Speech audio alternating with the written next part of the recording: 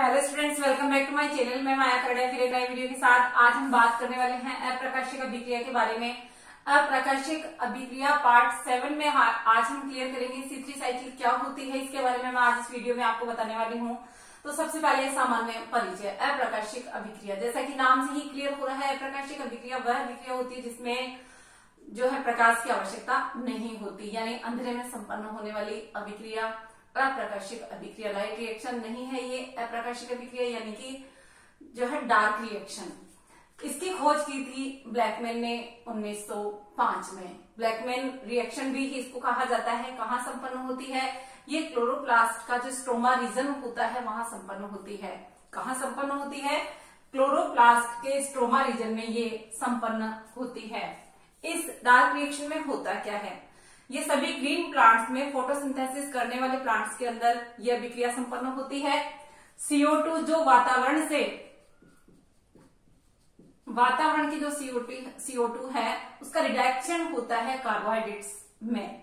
यह होती है आपके ब्लैकमैन रिएक्शन या अप्रकाशिक अभिक्रिया, जो कि सभी ग्रीन प्लांट्स में जो फोटोसिंथेसिस करते हैं उनके क्लोरोप्लास्ट के स्ट्रोमा भाग में यह संपन्न होती है। इसके लिए ऊर्जा कहां से मिलती है? इसके लिए ऊर्जा मिलती है जो लाइट रिएक्शन में ATP और NADPH का फॉर्मेशन हुआ है, ये एनर्जी यहां से मिलती है। जो प्रकाश अभिक्रिया में ATP और NADPH बन चुके हैं उनसे डार्क रिएक्शन संपन्न होती है, ऊर्जा यहां से मिलती है। इसको कार्बन स्थिरीकरण भी कहते हैं। कार्बन स्थिरीकरण, साथ में ब्लैकमैन रिएक्शन भी हम इसको कहते हैं। ये इसके 3 डिफरेंट वेज होते हैं। 3 तरीके से, 3 अलग अलग पाथ के रूप में ये संपन्न हो सकती है। किस तरह से? देखिए, पहला पार्ट है इसका C3 साइकिल या केल्विन बेंसन चक्र हम इसको कहते हैं। C4 साइकिल या हैच-स्लैक चक्र इसको कहते हैं। CAM क्रेसुलेशियन एसिड मेटाबॉलिज्म, ये 3 पार्ट है जिससे कि CO2 का रिडक्शन होता है कार्बोहाइड्रेट्स के रूप में। और इस तरह से अप्रकाशिक अभिक्रिया ये संपन्न होने के 3 पाथ, अलग अलग पाथ हैं।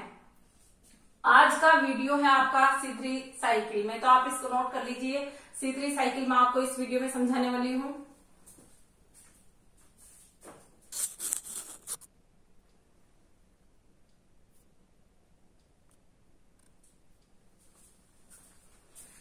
इस वीडियो में हमारा टॉपिक है C3 साइकिल। देखिए, C3 साइकिल की खोज की थी केल्विन बेंसन व साथियों ने। केल्विन बेंसन और साथियों ने C3 साइकिल बताई थी कि प्रथम स्टेबल प्रोडक्ट होता है जो है CO2 एक्सेप्ट करने के बाद, तो वो होता है PGA 3 फास्फोग्लिसरिक अम्ल। प्रथम स्थायी उत्पाद होता है CO2 एसिमिलेशन के फलस्वरूप। केल्विन और बेंसन को इसके लिए 1961 में नोबेल प्राइज भी मिला था। अच्छा, CO2 जो इसमें यूज की गई उसमें कार्बन जो है कौन सा था? कार्बन का आइसोटोप था, समस्थानिक था C14, यानी CO2 जो कंटेनिंग CO2 थी उसमें कार्बन 14 समस्थानिक काम में लिया गया था। एक कोशिकीय शैवाल क्लोरेला और सिंडेस्मिस पर ये प्रयोग हुए थे। फर्स्ट स्टेबल प्रोडक्ट बना था 3 फास्फोग्लिसरिक अम्ल, इसीलिए इस साइकिल का नाम है C3 साइकिल। इसलिए इसको C3 साइकिल, 3 कार्बन युक्त प्रोडक्ट बना है, इसलिए इसको C3 साइकिल कहा जाता है। अब इस C3 साइकिल के वेरियस जो स्टेप्स हैं, वो प्रथम स्टेप है प्रथम फास्फोराइलेशन, प्रथम फास्फोरिलीकरण।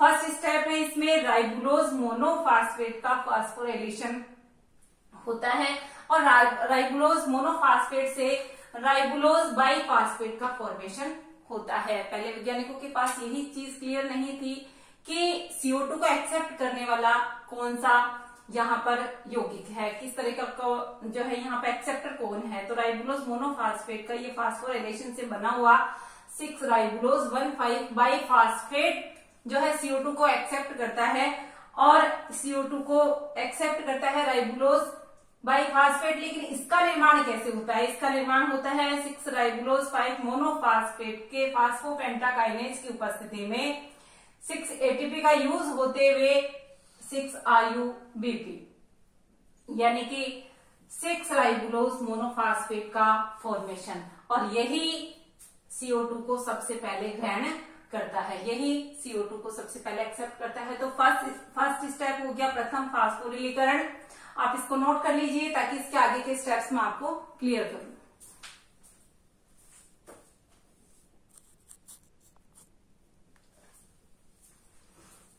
अगला स्टेप है कार्बोक्सिलीकरण। कार्बोक्सिलीकरण RUBP का, जो RUBP फर्स्ट स्टेप में बना है, फास्फोरिलेशन मोनोफास्फेट का फास्फोरिलेशन हुआ और फास्फोरिलीकरण के बावजूद RUBP का फॉर्मेशन हुआ। इस RUBP का फॉर्मेशन होने के बाद ये RUBP 6 CO2 और 6 H2O से मिलकर के RUBP कार्बोक्सिलेज की उपस्थिति में जो फर्स्ट स्टेबल प्रोडक्ट है 3PGA, इसका फॉर्मेशन करेगा, जो कि प्रथम स्थायी उत्पाद होता है इस अभिक्रिया का, और इसीलिए इसको C3 साइकिल कहा जाता है, इसीलिए इसको C3 साइकिल कहा जाता है। तो इसके 12 मॉलिक्यूल्स आप देख रहे हैं 3PGA के, ये बन चुके हैं। CO2 का प्रथम ग्रही होता है कार्बोक्सिलीकरण प्रोसेस में RUBP कार्बोक्सिलेज की उपस्थिति में 3PGA का फॉर्मेशन हो चुका है। नेक्स्ट स्टेप है इसका द्वितीय फास्फोरिलीकरण। द्वितीय फास्फोरिलीकरण में जो 3PGA इस अभिक्रिया में बना है, यह 3PGA के 12 मॉलिक्यूल्स ATP का उपयोग करते हुए और फास्फोग्लिसरिक काइनेज की उपस्थिति में 1,3-डाइफास्फोग्लिसरिक अम्ल का फॉर्मेशन करते हैं। किसका निर्माण करते हैं? 1,3-डाइफास्फोग्लिसरिक अम्ल। अगला स्टेप है अपचयन अवस्था, यानी कि रिएक्शन होगा ट्रायोज फास्फेट डिहाइड्रोजिनेज की उपस्थिति में 1,3-डाइफास्फोग्लिसरिक अम्ल जो बना है, इस 1,3-डाइफास्फोग्लिसरिक अम्ल के 12 मॉलिक्यूल्स जो बने हैं NADPH2, जो कि लाइट रिएक्शन में प्रकाश अभिक्रिया में एनर्जी मॉलिक्यूल्स के रूप में उपयोग में आ रहे हैं, ATP और NADPH2। तो NADPH2 का उपयोग करते हुए 3-फास्फोग्लिसरैल्डिहाइड में कन्वर्ट होंगे। 1,3-डाइफास्फोग्लिसरिक अम्ल किसमें कन्वर्ट होंगे? 3-फास्फोग्लिसरैल्डिहाइड। 12 मॉलिक्यूल्स और फास्फोग्लिसरिक अम्ल का फॉर्मेशन इस स्टेप में, रिडक्शन स्टेप जो होता है, अपचयन अवस्था होती है, इसमें होता है। अब आगे गाइस ध्यान दीजिए कि यहाँ पे ये जो 12 मॉलिक्यूल्स बने हैं, उनमें 2 मॉलिक्यूल्स ग्लूकोज का फॉर्मेशन ग्लाइकोलाइटिक रिवर्जन होता है, उसमें काम आते हैं। 2 मॉलिक्यूल्स ग्लाइकोलाइटिक रिवर्जन होता है, इसको संश्लेषण अप्रावस्था भी कहते हैं। ये मैं आपको आगे क्लियर करूंगी। आप इसमें देखिए कि 10 मॉलिक्यूल्स वापस रीजनरेट होता है, क्योंकि साइकिल के रूप में चल रही है प्रोसेस, तो RUBP का रीजनरेशन होगा, उसमें 10 मॉलिक्यूल्स यहाँ काम में आएंगे। इसको पुनर्योजन अवस्था भी कहते हैं। 2 मॉलिक्यूल्स ग्लूकोज का फॉर्मेशन होता है, ग्लाइकोलाइसिस के अपोजिट चलती है, इसलिए ग्लाइकोलाइसिस के अपोजिट चलती है, तो ग्लाइकोलाइटिक रिवर्जन इसको कहते हैं। तो आप देखिए इसमें अगला स्टेप, पहला प्रथम फास्फोरिलीकरण आपने पढ़ा, दूसरा कार्बोक्सिलीकरण जिसमें RUBP कार्बोक्सिलेज की उपस्थिति में 3PGA प्रथम स्थायी उत्पाद PGA के रूप में हमें प्राप्त हुआ। द्वितीय फास्फोरिलीकरण जिसमें फास्फोग्लिसरिक काइनेज की उपस्थिति में PGA से 1,3-डाइफास्फोग्लिसरिक अम्ल का फॉर्मेशन हुआ। नेक्स्ट अपचयन अवस्था, इसमें ट्रायोज फास्फेट डिहाइड्रोजिनेज की उपस्थिति में NADPH2 का उपयोग करते हुए 1,3-डाइफास्फोग्लिसरिक अम्ल से 3-फास्फोग्लिसरैल्डिहाइड का फॉर्मेशन हुआ। रिएक्शन फेज है, और इसके बाद इसके 12 मॉलिक्यूल्स, 2 मॉलिक्यूल्स ग्लूकोज के फॉर्मेशन में और 10 मॉलिक्यूल्स इसके वापस RUBP को रीजनरेट यानी कि संश्लेषण RUBP के रीजनरेशन में काम आएंगे। इस तरह से ये आगे प्रोसेस चलेगी। तो आप इसको नोट कर लीजिए ताकि आगे के स्टेप में आपको क्लियर करूं।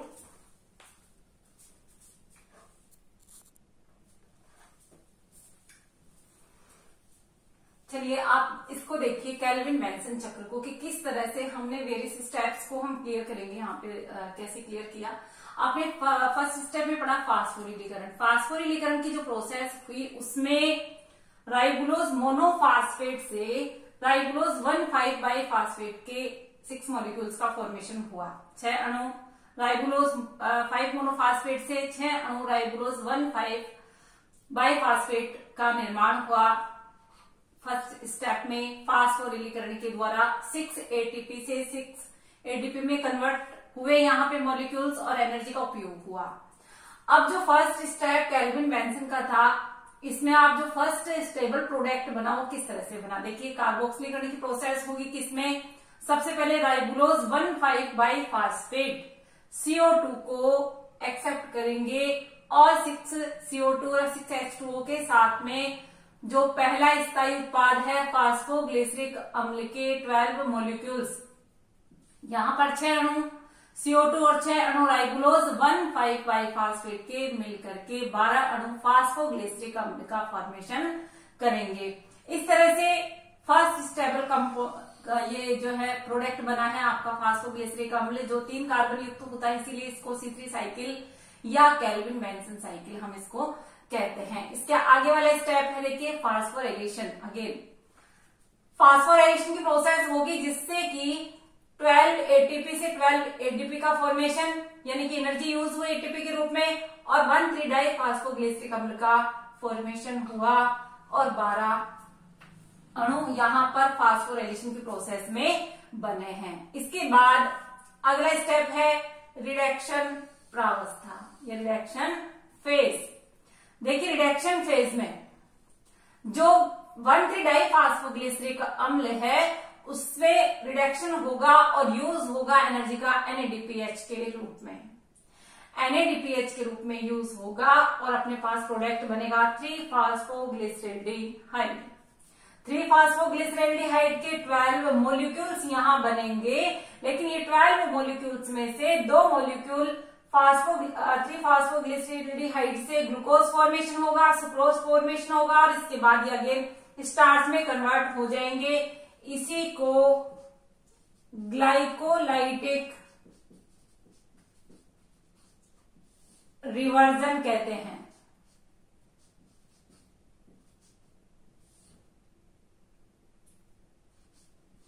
ग्लाइकोलाइटिक रिवर्जन कहते हैं। इसके बाद जो 10 मॉलिक्यूल्स बचे हुए हैं उनसे जाइलुलोज फास्फेट और राइबोज जो है यहाँ पर फास्फेट का निर्माण होगा, जिससे कि ये दोनों मिलकर के RUBP का पुनः फॉर्मेशन करेंगे, RUBP का पुनः फॉर्मेशन करेंगे और ये साइकिल इस तरह से वापस स्टार्ट होगा। ये जो यहाँ पर 3-फास्फोग्लिसरैल्डिहाइड से 2 मॉलिक्यूल्स और 10 मॉलिक्यूल्स की आगे प्रोसेस चलेगी, जिसको हम संश्लेषण और पुनर्योजन प्रावस्था कहेंगे। ये मैं आपको क्लियर करूंगी, आप इसको नोट कर लीजिए। ये है केल्विन बेंसन चक्र, जिसमें कि फर्स्ट स्टेबल प्रोडक्ट बना है फास्फोग्लिसरिक अम्ल। कोई ज्यादा टिपिकल नहीं है, आप थोड़ा सा इसमें ध्यान देंगे कि 6 यहाँ पर मॉलिक्यूल्स CO2 के राइबुलोज 1,5 बाइफास्फेट के द्वारा मिल करके 3-फास्फोग्लिसरिक अम्ल का फॉर्मेशन हुआ। बात यहां आती है कि ये इसका राइबुलोज 1,5 बाइफास्फेट का निर्माण कैसे हुआ है। ये हुआ है राइबुलोज 5 मोनोफास्फेट से। इसने CO2 को एक्सेप्ट किया, ग्रहण किया और फास्फोग्लिसरिक अम्ल का फॉर्मेशन हुआ। ATP और NADPH के रूप में एनर्जी यहाँ पर काम आ रही है। फास्फोराइलेशन हुआ, 1,3 डाइफास्फोग्लिसरिक अम्ल बना। अब चयन अवस्था में 3-फास्फोग्लिसरैल्डिहाइड बने। 12 मॉलिक्यूल्स में से 2 मॉलिक्यूल्स काम आए, ग्लूकोज, सुक्रोज और स्टार्च को फॉर्मेशन करने में, जिसकी अलग से फेज है आपकी, अलग से क्लियर करूंगी मैं आपको। और ये जेलुलोज और राइबोज के फॉर्मेशन में जो आगे चल करके RUBP के निर्माण में काम में आते हैं। तो गाइस आप इसको नोट कर लीजिए ताकि आगे मैं और इसको स्टेप्स को क्लियर करूं।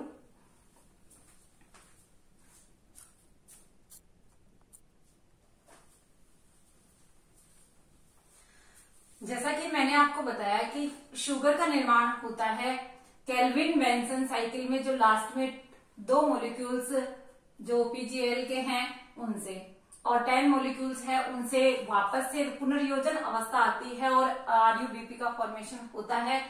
अब आप देखिए इसमें कि किस तरह से ये सिंथेसिस फेज या संश्लेषण प्रावस्था ग्लूकोज का निर्माण कैसे करती है, जो शुगर का फॉर्मेशन कैसे होता है। 3-फास्फोग्लिसरैल्डिहाइड जो केल्विन चक्र में बना, उस 3-फास्फोग्लिसरैल्डिहाइड का आइसोमेरेज फास्फोट्राइओज आइसोमेरेज की उपस्थिति में DHAP में कन्वर्जन चलता है, यानी कि पीजीएल से फास्फोग्लिसरेल्डिहाइड से डाइहाइड्रोक्सी एसीटोन फास्फेट मॉलिक्यूल बनता है। और फिर ये दोनों मॉलिक्यूल्स बनके इनके एक एक मॉलिक्यूल्स एल्डोलेज की उपस्थिति में फ्रुक्टोज 1,6 डाइफॉस्फेट का फॉर्मेशन करते हैं। फ्रुक्टोज 1,6 डाइफॉस्फेट का 1 मॉलिक्यूल है वो फास्फेटेज की उपस्थिति में फास्फेटेज की उपस्थिति में फ्रुक्टोज 6 फास्फेट के रूप में चेंज होता है। फ्रुक्टोज 6 फास्फेट से आइसोमेरेज की उपस्थिति में ग्लूकोज 6 फास्फेट का मॉलिक्यूल बनता है।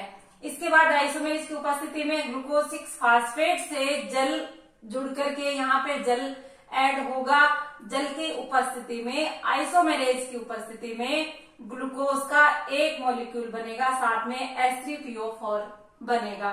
इस तरह से ये जो प्रोसेस है वो ग्लाइकोलाइसिस के विपरीत चलती है, इसलिए इसको ग्लाइकोलाइटिक रिवर्जन भी कहते हैं। गाइस ध्यान देना, फास्फोग्लिसरेल्डिहाइड आइसोमेरेज फास्फोट्राइड आइसोमेरेज की उपस्थिति में 3 डाइहाइड्रोक्सी एसीटोन फास्फेट में कन्वर्ट होता रहता है। और इस तरह से ये दोनों मिलकर के ग्लिसरेल्डिहाइड और DHAP दोनों मिलकर के एल्डोलेज की उपस्थिति में fructose 1,6 diphosphate then fructose 1,6 diphosphate phosphatase की उपस्थिति में फ्रुक्टोज 6 फॉस्फेट बनाता है।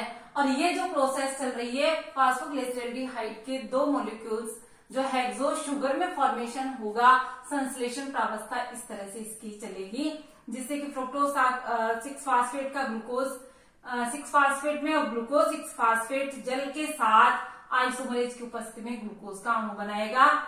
क्योंकि ग्लाइकोलाइसिस के विपरीत प्रक्रिया हो रही है, इसलिए इसको ग्लाइकोलाइटिक रिवर्जन कहते हैं।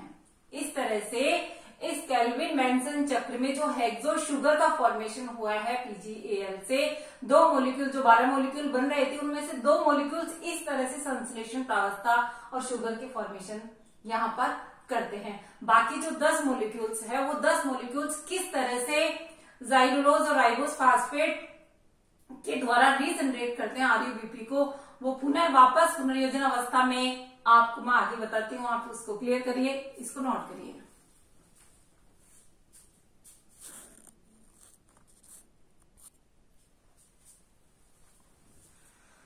हेक्सो शुगर का फॉर्मेशन कैसे हुआ मैंने आपको बताया अभी।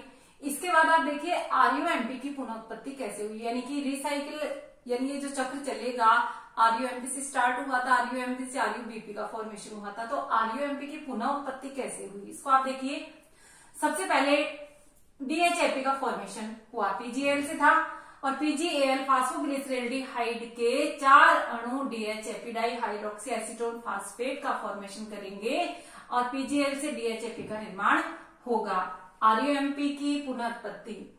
ठीक है, इसके बाद देखिए डीएचएपी के बाद फ्रुक्टोज 1,6 डाइफॉस्फेट का फॉर्मेशन होगा डीएचएपी से। डीएचएपी और पीजीएल मिलकर के फ्रुक्टोज 1,6 डाइफॉस्फेट के 2 मॉलिक्यूल्स का निर्माण करेंगे। अब देखिए फ्रुक्टोज 1,6 डाइफॉस्फेट का निर्माण यहां पर हो चुका है। फ्रुक्टोज 1,6 डाइफॉस्फेट का निर्माण हुआ है, उससे फ्रुक्टोज 6 फास्फेट का फॉर्मेशन होगा। कैसे होगा? फ्रुक्टोज 1,6 डाइफॉस्फेट जल की उपस्थिति में फास्फेटेज एंजाइम के द्वारा फ्रुक्टोज 6 फास्फेट और फास्फोरिक अम्ल का फॉर्मेशन करेंगे। देन इसके बाद जाइलुलोज व इरिथ्रोज का निर्माण। देखिए जाइलुलोज और इरिथ्रोज का निर्माण कैसे होगा? फ्रुक्टोज 6 फास्फेट से पीजीएल मिलकर के वापस फास्फोग्लिसरेल्डिहाइड के मिलने से ट्रांसकीटोलेज की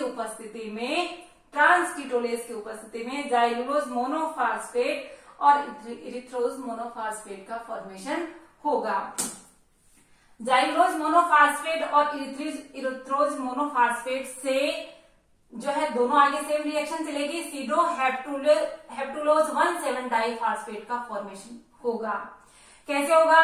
इरिथ्रोज मोनोफास्फेट के 2 मॉलिक्यूल डीएचएपी के साथ मिलकर के सीडो हेप्टुलोज 1,7 डाइफॉस्फेट का फॉर्मेशन करेंगे। 2 मॉलिक्यूल्स बनाएंगे, इनके 2 मॉलिक्यूल्स हैं और ये सीडो हेप्टुलोज 1,7 डाइफॉस्फेट का फॉर्मेशन करेंगे। सीडोहेप्टुलेज 1,7 डाइफास्फेट से सीडोहेप्टुलेज 7 फास्फेट और फास्फोरिक अम्ल का निर्माण होगा। सीडोहेप्टुलेज 1,7 डाइफास्फेट और जल के मॉलिक्यूल्स मिलकर के फास्फेटेज की उपस्थिति में सीडोहेप्टुलेज मोनोफास्फेट और फास्फोरिक अम्ल के 2 मॉलिक्यूल्स यहाँ पर जो है बनाएंगे। ये हो गए आपके 6 स्टेप। पूरे 7 स्टेप आपका आगे मैं आपको क्लियर करती हूँ। पहले आप RUMP की पुनः उत्पत्ति में फर्स्ट स्टेप, सेकंड स्टेप, ये 6 स्टेप्स मैंने आपको क्लियर करे। तो इन 6 स्टेप्स को आप अपने जो है कॉपी में नोट डाउन कर लीजिए ताकि 7वें स्टेप मैं आपको बताऊं।